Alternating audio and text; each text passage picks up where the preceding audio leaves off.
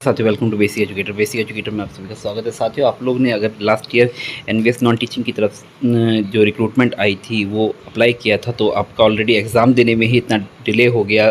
Almost 1 year बाद ये exam हुआ है।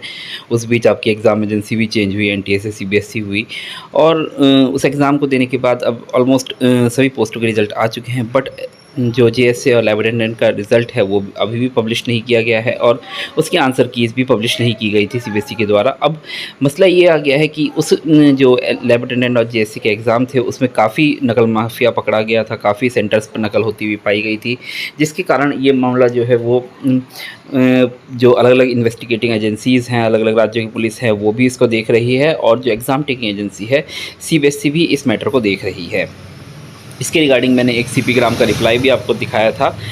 लगभग काफ़ी समय पहले, 20-25 दिन पहले मैंने वीडियो बनाया था। एक ही वीडियो था, उसमें मैंने इसके अलग अलग एस्पेक्ट्स के ऊपर बात की थी। तो एनवीएस ने सीधा बोल दिया है कि मामला सीबीएसई के अंडर में है। अब देखिए, मामला सीबीएसई कोर्ट में है, यानी कि सीबीएसई को ही डिसाइड करना है कि क्या करना है इसमें, कि क्या पूरे एग्ज़ाम को, यानी कि जेएसए और लैब अटेंडेंट का पूरा एग्ज़ाम री एग्ज़ाम कराया जाए, या जिन सेंटर्स पर नकल होती हुई पाई गई उन सेंटर्स का री एग्ज़ाम कराया जाए, या एक इंटरनल कमेटी बनाई जाए, फैक्ट फाइंडिंग कमेटी बनाई जाए जो इस मामले को देखे कि हाँ इसमें क्या हुआ है क्या नहीं, और बाद में वो जो नकल माफिया या वो कैंडिडेट्स को आइडेंटिफाई करने के बाद कि हाँ कहाँ कहाँ पे नकल हुई, किन किन कैंडिडेट्स को कल्प्रिट पाया गया, उनको डिबार करने के बाद जो बाकी बचे हुए कैंडिडेट्स हैं उन कैंडिडेट्स का रिज़ल्ट निकाल दिया जाए विदाउट एनी री एग्ज़ाम। तो अलग अलग यहाँ पे 3 पॉसिबिलिटीज़ मैंने आपको बताई है, और अब क्या होगा ये देखना थोड़ा सा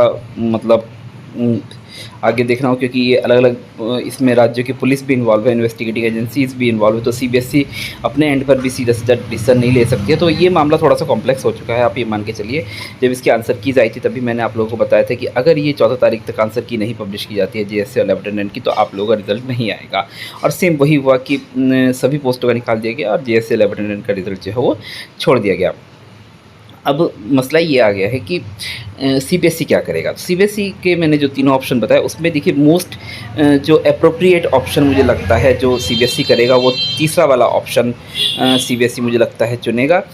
ये लोग सीबीएसई एक इंटरनल कमेटी बनाएगा, फिर उसके बाद कुछ समय तक इसको वेट करेगा कि हाँ मामला थोड़ा ठंडा हो जाने दीजिए, फिर उसके बाद जब थोड़ा सा ठंडा हो जाएगा पुलिस एजेंसीज़ अपनी जो है रिपोर्ट दे देंगी, तो फिर उसके बाद सीबीएसई जो है एक जो भी कमेटी बनाएगा उस मतलब कमेटी एक वो देगी कि हाँ भाई जो जो कल्प्रिट पाए गए हैं उन लोगों का एग्ज़ाम से डिबार कर दिया जाए, और बाकी जो कैंडिडेट्स हैं उनका रिज़ल्ट निकाल दिया जाए। तो होपफुली मतलब ये मामला होने में मुझे लगता है थोड़ा सा 1-1.5 महीना 2 महीना और लग सकता है जो आपका रिज़ल्ट वगैरह आने में। री एग्ज़ाम की पॉसिबिलिटी मुझे थोड़ी कम लगती है।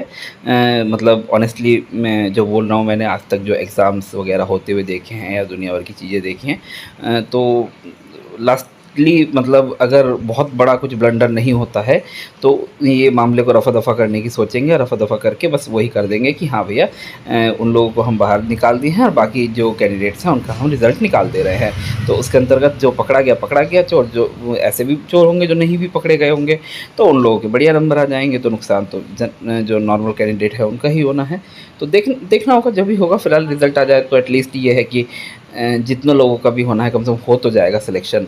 और री एग्ज़ाम भी कराना है तो वो भी री एग्ज़ाम भी करा के अलग करो। कैंडिडेट्स को कम से कम 2 साल 3 साल तो बर्बाद मत करो एक मामले में। तो देखते हैं क्या होता है। बट बाकी जो मैंने तीसरा ऑप्शन बताया है, मुझे जो लगता है मेरे पर्सनल एक्सपीरियंस के हिसाब से वही होना है। बाकी सीबीएसई के एंड से कोई इन्फॉर्मेशन अवेलेबल नहीं है, एनवीएस के एंड से कोई इन्फॉर्मेशन अवेलेबल नहीं है। अगर आप लोग एक काम कर सकते हैं, देखिए फ़ोनों पर कोई इन्फॉर्मेशन नहीं दी जाती। आप कितना ही एनवीएस के ऑफिस में फ़ोन लगाए, कितना ही सीबीएसई के ऑफिस में फ़ोन लगाए, फ़ोन पे वो इन्फॉर्मेशन देने के लिए बाध्य नहीं है। टेलीफोन ऑपरेटर होता है, उसको कोई भी जानकारी नहीं होती है। और जो ऑफिशियल्स होते हैं वो कभी भी फ़ोन पे कोई जानकारी नहीं देंगे। ऑफिशियल्स के भी नंबर होते हैं बट ऑफिशियल्स फ़ोन पे कभी भी कोई जानकारी डिस्क्लोज़ नहीं करते हैं। तो इसका एक ही तरीका है, आरटीआई में वो कोई जवाब नहीं देंगे। आप सीपी ग्राम पोर्टल पे जाइए, सीपी ग्राम में आप अपनी ग्रीवेंस लगाइए, सीपी ग्राम में लिखिए कि मैंने ये एग्ज़ाम दिया था, मेरा रोल नंबर ये था। मतलब आप पर्सनल जनरल क्वेरी नहीं लगानी है उसमें ग्रीवेंस लिखा जाता है। उसमें आरटीआई की तरह नहीं है, राइट टू इन्फॉर्मेशन एक्ट वाला हिसाब नहीं है उसमें, वो ग्रीवेंस लिखा जाता है। तो उसमें आप बोलेंगे कि हाँ भाई मैंने ये एग्ज़ाम दिया था, मेरा रोल नंबर ये था, वो था, इस एग्ज़ाम की अभी तक आंसर की जारी नहीं की गई है, और मतलब क्या मामला है ये वो, इस तरीके से आप लिखिए। सीबीएसई इसके आंसर की क्यों नहीं जारी कर रहा है, अगर अन्य पोस्टों के रिज़ल्ट निकल गए तो इस पोस्ट का रिज़ल्ट क्यों नहीं निकाला गया, क्या मामला है, अगर कोई इसमें इन्वेस्टिगेशन चल रही है तो उसकी क्या प्रोग्रेस है। इस तरीके से आप सीपी ग्राम पोर्टल पे ग्रीवेंस लगाइए। देखिए कुछ ना कुछ पॉजिटिव आंसर आना चाहिए, क्योंकि उस एक सीपी ग्राम रिप्लाई के अलावा मैंने नहीं देखा है किसी कैंडिडेट को सीपी ग्राम लगाते हुए। तो अलग अलग यूट्यूबर्स के पास जाके देखिए, यूट्यूबर्स को कुछ नहीं पता है, सीधी सी बात है। आप केवीएस वो सॉरी एनवीएस और सीबीएसई के ऑफिस में फ़ोन करेंगे, वो भी कुछ नहीं बताएंगे। अगर आपको कुछ ऑथेंटिक इन्फॉर्मेशन मिल सकती है तो वो सिर्फ सीपी ग्राम के रिप्लाई से मिल सकती है, और कहीं से आपको नहीं मिलेगी। आरटीआई भी लगाएंगे तो आरटीआई में भी मना कर देंगे इन्फॉर्मेशन देने से। तो सीपी ग्राम ही एकमात्र ऑप्शन है। जितनी ज़्यादा सीपी ग्राम पे ग्रीवेंस डलेगी उतनी ही सही जानकारी मिलने के आपके चांसेस बढ़ जाएंगे।